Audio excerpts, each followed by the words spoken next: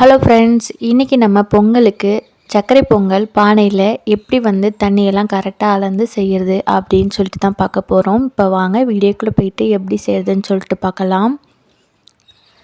இன்றைக்கி நான் ஒரு அரை கிளாஸ் அளவுக்கு பாசிப்பருப்பு எடுத்துருக்கிறேன். இதை முதல்ல வறுத்து எடுத்துக்கலாம். பருப்புடைய அளவு ஒரு 50 கிராம் போல் இருக்கும். ரொம்பவும் கலர் மாறுற அளவுக்கு வறுக்க தேவையில்லை. ஒரு 5 நிமிஷம் போல் சிம்மில் வச்சு லைட்டாக மிக்ஸ் பண்ணி கொடுத்தா நமக்கு வாசனை நல்லா வரும். அதே சமயத்தில் பருப்புக்கு அந்த கருப்பு அடிக்காமல் இருக்கும். அந்த ஸ்டேஜ் நமக்கு போதுமாக இருக்கும். அது கூடவே ஒரு டேபிள் ஸ்பூன் அளவுக்கு நான் கடலைப்பருப்பு சேர்த்துருக்கிறேன். எந்த கிளாஸால் பாசிப்பருப்பு சேர்த்தமோ அதே கிளாஸால் ஒரு கப் அளவுக்கு பச்சை அரிசி எடுத்துக்கிறேன். அரிசியோடைய அளவு 100 கிராம் இருக்கும். இப்போ இது எல்லாத்தையும் ஒரு அரை மணி நேரம் நல்லா தண்ணி ஊற்றி ஊற வச்சிடலாம். அரை மணி நேரத்துக்கு அப்புறமா நம்ம அரிசி பருப்பு ரெண்டுமே சேர்த்து 1.5 கிளாஸ் அளவுக்கு எடுத்துருக்குறோம். நம்ம குண்டில் செய்கிறோமா, ஓப்பன் பாட்டில் வைக்கிறதுனால கொஞ்சம் தண்ணி நிறைய ஆவியாகிடும். அதனால் 1க்கு 4 மடங்கு தண்ணி அப்படின்னு சொல்லிட்டு நான் 6 கிளாஸ் அளவுக்கு தண்ணி, எக்ஸ்ட்ரா 1 கிளாஸ் அளவுக்கு பால், காய்க்காத பால் ஊற்றிருக்கேன். இது நல்லா கொதிக்க ஆரம்பித்ததுக்கப்புறம் இந்த மாதிரி நல்லா பொங்கி வரும். நம்ம பொங்கலுக்கெல்லாம் இந்த மாதிரி நிறைய பொங்கி வந்துச்சுன்னா நல்லா கீழே அடுப்புலலாம் வடிய விடுவோம். அப்போ தான் அந்த வருஷம் ஃபுல்லாக சந்தோஷம் நிறைஞ்சு வெளியுது அப்படின்னு சொல்லி ஒரு ஐதீகம் சொல்லுவாங்க. நம்ம இன்றைக்கி நார்மலாக செஞ்சு தான் பார்க்க போகிறோம். அதனால் நம்ம பொங்கினதுக்கப்புறம் அரிசி பருப்பெல்லாம் ஊற வச்சுருக்கோம் இல்லையா, அதை எடுத்து உள்ளே போட்டுடலாம். உள்ளே போட்டு தண்ணி அப்படியே கொதிக்காமல் விட்டுறக்கூடாது.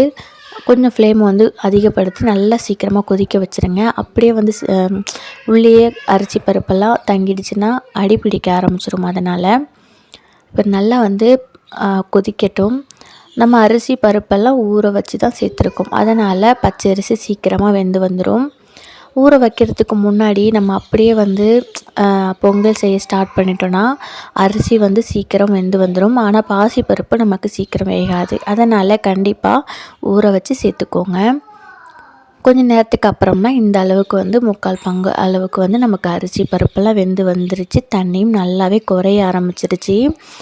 சர்க்கரை பொங்கல் செய்யும் பொழுது பாத்திரத்தில் கொஞ்சம் கம்மியாக இருக்கிற மாதிரி அரிசி பருப்பு கொஞ்சம் அகலமான பாத்திரமாக எடுத்துக்கோங்க.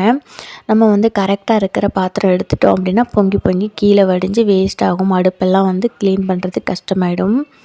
இப்போ பாருங்கள், எனக்கு நல்லா அரிசி பருப்பெல்லாம் வெந்து வந்துருச்சு. ஒரு 90% அளவுக்கு நல்லா வெந்ததுக்கு அப்புறம் தான் நம்ம வெல்லம் சேர்க்கணும். ஃபஸ்ட்டே சேர்த்துட்டோம்னா அப்புறம் அரிசி பருப்பெல்லாம் வெந்து வராது. இப்போது நான் எந்த கப்பில் அரிசி எடுத்தனோ அதே கப்பால் 1.5 கப்புக்கு கொஞ்சம் அதிகமாக வெல்லம் சேர்த்துருக்கிறேன். 1.5 கப்புலேருந்து நம்ம 2 கப் வரைக்குமே வெல்லம் சேர்த்துக்கலாம். 1.5 கப் வெல்லம் நம்ம கரெக்டாக இருக்கும். கப்புன்னு சொல்கிறது நான் எடுத்த அந்த கிளாஸை தான் சொல்கிறேன். வெல்லம் சேர்த்து நல்லா ஒரு டைம் மிக்ஸ் பண்ணி கொடுத்துட்டோம் அப்படின்னா நம்ம வெல்லம் அந்த சாப்பாட்டில் நல்லா கரைஞ்சி அது கொஞ்சம் தண்ணி மாதிரி விடும்.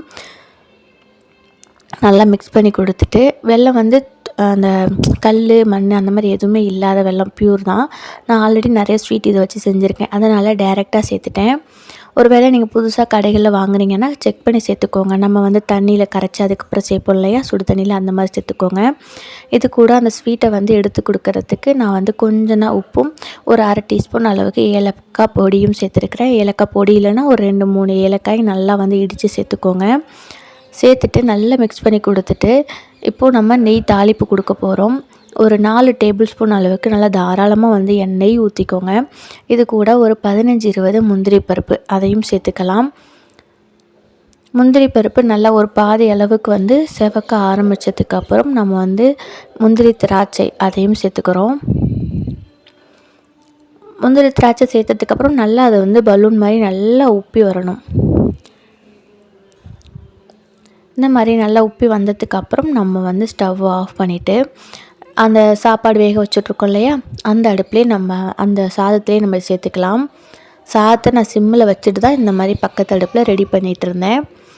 பாருங்கள், ஒன்றா எல்லாத்தையும் ஊற்றி நல்லா அந்த நெய், முந்திரி, திராட்சை, நம்ம சேர்த்த வெல்லம் எல்லாமே நல்லா அரிசி பருப்போடு மிக்ஸ் ஆகிற அளவுக்கு நல்லா மிக்ஸ் பண்ணி கொடுத்து தீயை சிம்மில் வச்சுட்டு அடி பிடிக்காமல் ஒரு 5 நிமிஷம் நல்லா கொதிக்க விடுங்க.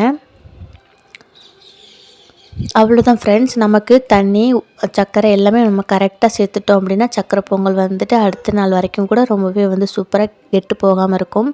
நம்ம வந்து குண்டில் செய்யும்போது ஒரு சில சமயங்களில் தண்ணி அதிகமாக வச்சு செஞ்சிட்டோம் அப்படின்னா, நமக்கு சர்க்கரை சர்க்கரைலாம் சேர்த்ததுக்கப்புறம் பொங்கல் வந்து கொஞ்ச நேரம் ஒரு 5, 6 மணி நேரத்துக்கு அப்புறம்லாம் பார்த்தோன்னா நீர்த்து போன மாதிரி தண்ணி தண்ணியாக இருக்கும்.